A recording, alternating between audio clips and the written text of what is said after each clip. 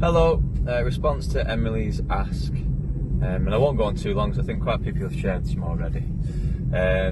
So when I'm talking about TAF and what we're trying to do, firstly I always name check Sport England and local delivery pilots, because firstly I think that gives then, it enables me to differentiate this from something that might be a local project or something that people are used to knowing about, and it also enables me to then use Sport England's backing and assurance of what we're doing as almost a rationale of why we're doing something and rather than doing something else.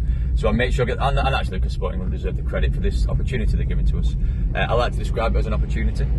I tend to talk around, I do use the model now, because I think that's a really helpful way to differentiate things again, the model for change that we've got, and talk about how we're doing work across Pennine, Lancashire, and TAF are and can work in places, doing stuff on the ground directly with people, which is great, but we can also do work behind the scenes, working with system partners and leads. And I tend to focus on that a little bit because I like the idea of then talking about, because for us that's the real areas of opportunity if we can look to influence the future of commissioning and provision in the public sector.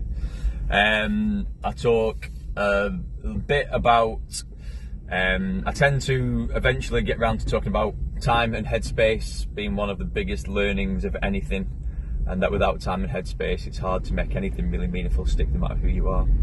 But behaviours are central to all, and I do tend to use examples, and I tend to use live examples, you know. So if I'm talking about behaviours and the team in Burnley have just done something awesome, or Amy in my learning pod has just told me something that, even if it's something small, it doesn't have to be major, I'll use them as a real live practical example of something happening on the ground that I think demonstrates what I've just shared.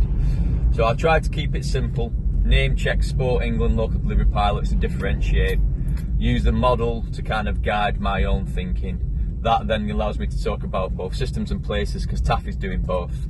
And then I like to name check current things that our teams are doing and are achieving that I think best demonstrates the points I've made. Cheers.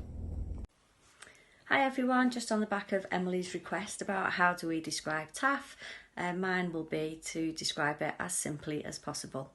I try not to use any jargon or terminology, and I very simply describe TAF as being an approach. It's all about the how and not the what. I talk about the different elements of the TAF approach, whether that's the principles, whether it's the look, sound, feel, whether it's a secondment model, and very much all around the how. I think for me it's about working in a place to connect people and partners.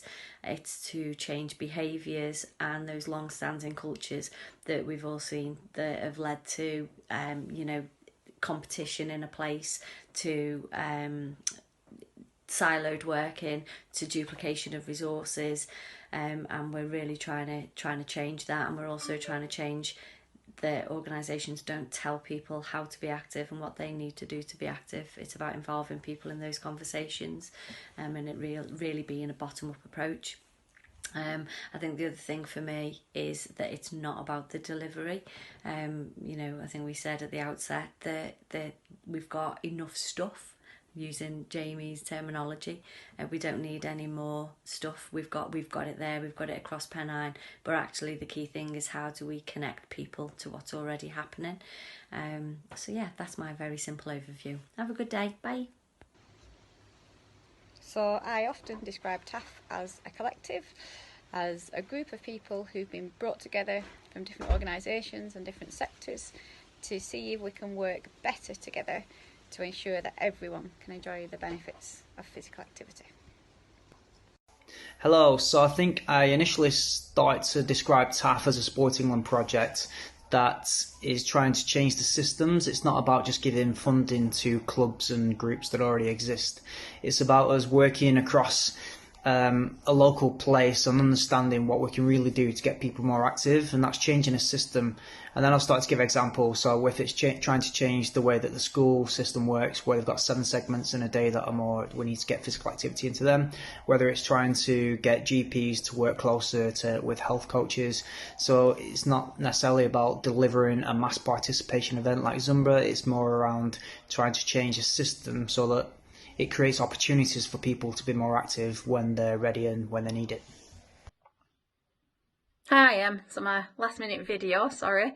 So I think I really struggled understanding TAF when I first came into this role, but I think the last few weeks it's really, the penny's dropped, I think, with what our purpose is. So I do try and keep away from talking about, you know, the funding and all the different things, the terminology, and I think focus more on that we facilitate and enable stories and a starting point of a journey, really, which is normally the most complicated piece of work to get started, and it also has the least visible effects, so there's not really much reward from that really complicated work we're doing.